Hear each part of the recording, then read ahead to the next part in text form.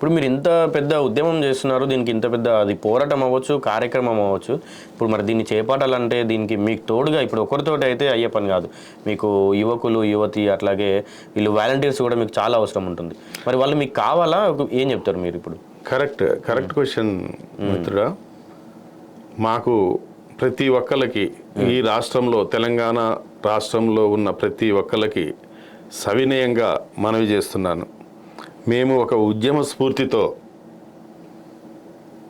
మేమెంతో మాకంతా అనే ఒక నినాదంతో బీసీలము అయిన మనం ముందుకు నడుస్తున్నాం. దీనికి మీ యొక్క సంపూర్ణ సహకారం అవసరం ఉంటుంది.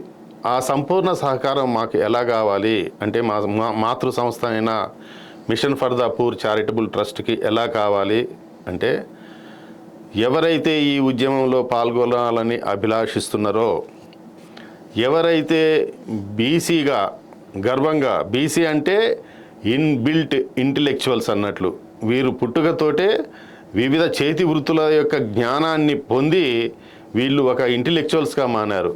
అందుకనే నేను సంపూర్ణంగా నమ్ముతాను, బీసీలు అంటే ఇన్బిల్ట్ ఇంటెలెక్చువల్స్, మన జీన్స్లోనే ఆ ఇంటెలెక్చువాలిటీ ఉంటుంది.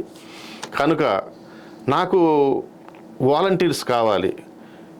వాలంటీర్స్ అంటే మన ఉద్యమంలో ముందుకు సాగేయటానికి కావాల్సినటువంటి అన్ని ప్రణాళికలు సిద్ధం చేయటానికి, ఉద్యమంలో పాదయాత్రల్లో కానీ, నిరాహార దీక్షల్లో కానీ, లేదా ఈ ఉద్యమాన్ని ముందుకు నడిపించే గ్రామ గ్రామ సందర్శనలో లింకు చేసుకోవటానికి కానీ, లేదా ఈ యొక్క సమాచారాన్ని ముందు సాగదీస్తూ ఆ సమాచారాన్ని సోషల్ మీడియా ద్వారా విస్తృతపరచటానికి, మరియు ముందుగానే ఈ యొక్క మా యొక్క కార్యక్రమాన్ని ఒక గ్రామం నుంచి ఇంకొక గ్రామానికి పోయేటప్పుడు అక్కడ ఉన్న ప్రజల్ని, బీసీ ప్రజలందరినీ కూడా చైతన్యం చేయటానికి, అరేంజ్మెంట్ చేయటానికి, అదే రకంగా మా యొక్క ఈ కార్యక్రమంలో మీడియా కూడా ఉంటుంది, సొంత మీడియా కూడా ఉంటుంది. ఆ మీడియాని నిర్వహించేటటువంటి కెమెరామెన్స్ కానీ, లేదా ఈ కెమెరామెన్స్, ఎడిటర్సు, అదే రకంగా ఈ స్లోగన్స్ ఇచ్చేవాళ్ళు కానీ, అంటే కనీసం మాకు మా యాత్ర మేము మినిమంగా ప్రథమంలో 50 నుంచి మొదలుపెట్టిన అంతిమంగా 500 మందితోటి మేము స్టార్ట్ చేద్దాం అనుకుంటున్నాం. దీనికోసం మేము డీజీపీ తెలంగాణ గారికి, అదే రకంగా మన కమిషనర్ ఆఫ్ ది పోలీస్ సజ్జనారాయణ గారిని కూడా కలవటం జరిగింది.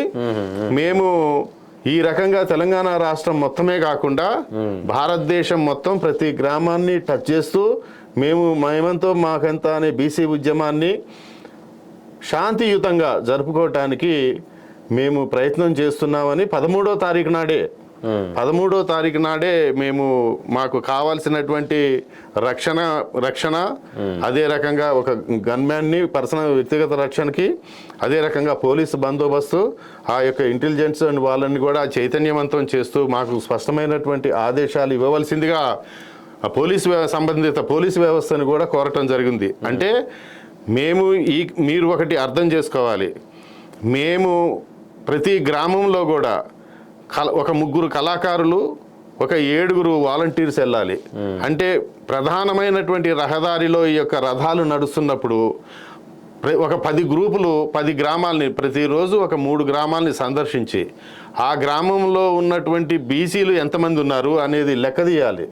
అంటే ఓటర్ లిస్టును పట్టుకొని బీసీలు, ఎస్సీలు, ఎస్టీలు ఎంతమంది ఉన్నారు అనేది ఒక ఎనాలిసిస్ చేసుకుంటూ దాన్ని మళ్ళా మేము ఈ యొక్క వాలంటీర్స్ సేకరించినటువంటి డాటాని మళ్ళీ మేము ప్రిజర్వ్ చేసుకుంటాం మాస్టర్ కంప్యూటర్లో ప్రిజర్వ్ చేసుకుంటే, అంటే మనం కేంద్ర ప్రభుత్వాన్ని డిమాండ్ చేయటానికి కావలసినటువంటి మన యొక్క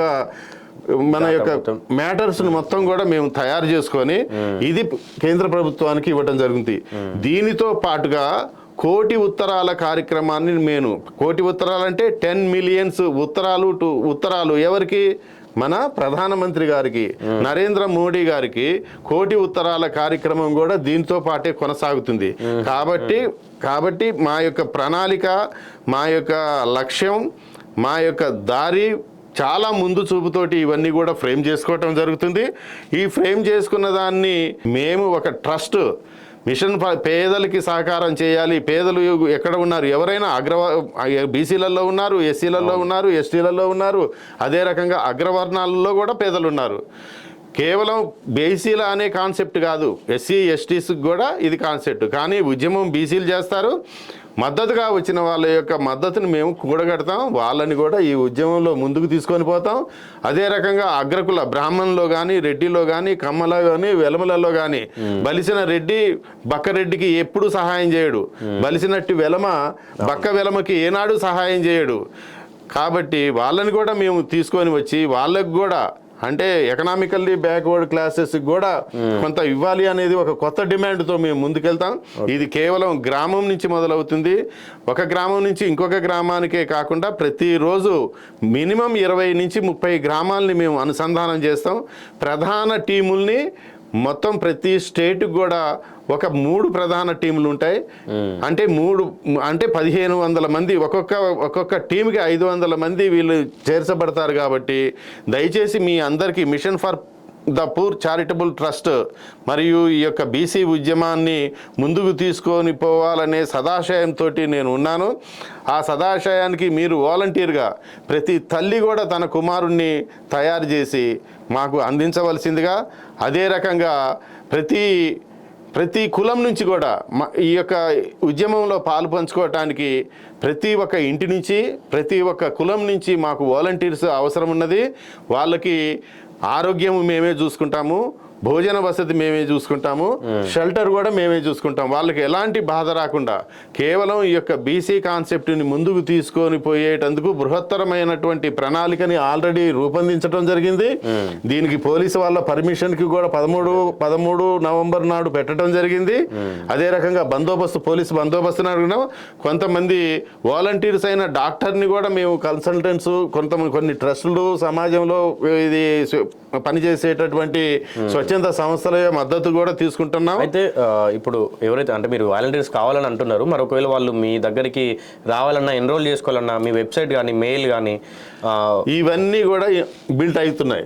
ఇవన్నీ కూడా ఇవన్నీ కూడా వాళ్ళ వెబ్సైట్, మా వెబ్సైట్ ఉంది, వెబ్సైట్ కన్స్ట్రక్షన్ లో ఉంది. అండ్ దీనికి సోషల్ మీడియా అకౌంట్స్ కూడా మేము తయారు చేశాము. Already machine for the poor charitable trust 42% fight for 42% అనేది ఉంటుంది. మీరు డైరెక్ట్ గా కూడా మీరు నా యొక్క నెంబర్ కి లేదా నా మెయిల్ కి దయచేసి నోట్ చేసుకోండి. నా యొక్క మెయిల్ అడ్రస్ frpsindia@gmail.com frpsindia@gmail.com అనే మెయిల్కి మీరు మీ యొక్క కాన్సెంట్ని ఇవ్వచ్చు. అది కానీ ఏజీ కొద్దిగా వికలాంగులు మరియు శాశ్వత వికలాంగులు మరియు వృద్ధులు ఉన్న వాళ్ళు దయచేసి క్షమించాలి.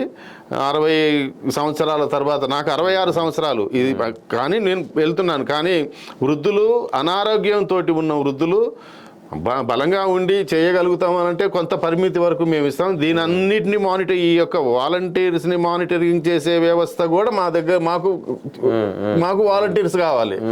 కనుక మిమ్మల్ని కంటికి రెప్పలా కాపాడుకుంటాం. ఒక లక్ష్యంతో మన పూర్వీకులు పడిన కష్టాలు, మన తాతలు, మన తండ్రులు అనుభవించిన దారిద్ర్యాన్ని రూపుమాపటానికి మనకి చట్టపరంగా రిజర్వేషన్స్ తెచ్చుకునే విధానంలో మనం ముందుకెళ్తున్నాం. కాబట్టి మీ అందరికీ కూడా పాదాభివందనం చేసి ప్రతి ఒక్కళ్ళు కూడా మా లక్ష్యంలో భాగస్వాములు కావాల్సిందిగా కోరుతున్నాం. ఇట్లు మీ వడ్డేపల్లి రామకృష్ణ. Thank you.